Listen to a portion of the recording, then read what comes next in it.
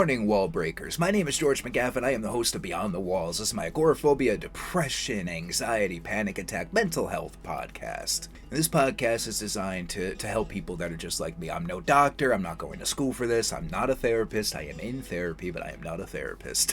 Guys, I'm just somebody that suffers daily from these things like panic attacks, agoraphobia, depression, all these things, all the above listed things I go through on a daily basis. So this podcast is just me reaching out in the world, trying to give back just a little bit. Because if I have to suffer, I'm just hoping that I can use that suffering to help somebody else. And great little segue there. Today's topic, man, somebody had asked, what can we do to support somebody that has things like panic attacks and agoraphobia and things like that? So that was a great topic that I thought we would dive into for the very first, official episode. The first one was an introductory episode. Now we're getting into a topic of the day, you guys, and I can't wait to dive into this one because this one I think is really, really important. So maybe somebody in your life has agoraphobia or severe panic attacks or anxiety or any of these things, and you want to be of help, man. First of all, that is absolutely amazing that you want to be of help. Far too often in this world, everybody is wrapped up in their own minds and their own busy lives, and it's very rare that people want to be of service to each other anymore. So the fact that somebody, that was one of the first questions that was asked, was how can we be of service to people that suffer like this?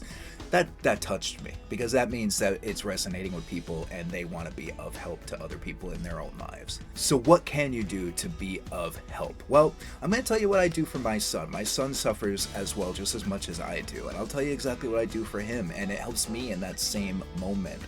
Remind them in a calm, gentle voice that everything is okay. No matter how they feel here, no matter what their heart is doing here, beating super fast or whatever, no matter what their breath is doing, they are completely safe. That is the most, and the calmest voice, just like I'm doing right now. Nice and calm. You are safe. I am right here. Nothing is going to happen to you. That's step one. Step two, man, if that calm down technique, that talking down, calming down technique doesn't work, another one that really, really works is go to your freezer, grab an ice pack or an ice cube, something super, super cold. It could be a pack of frozen peas for all I care. Grab something super, super cold and just have them hold it in the palm of their hands, or put it on their neck, wherever they feel the most comfortable, because that there is something scientific about it, but I'm no scientist, just like I'm no doctor. But there is something scientific about it where it literally will, it takes your brain from being in here and thinking all the intrusive negative thoughts into, wow, this is really fucking cold, what are you doing? It really does. It transfers your thought process and it kind of snaps you out of it pretty quick. It works almost instantaneously for my son and I in a lot of examples. There's sometimes where it takes just a little bit longer, a couple minutes, but it almost always works. Something else that I found is super, super helpful, and I actually used it to fall asleep last night. Green noise. Did you know that there were different colors of noises, man? There's white noise, there's green noise, there's pink noise, blue noise. They're all different frequencies of noise.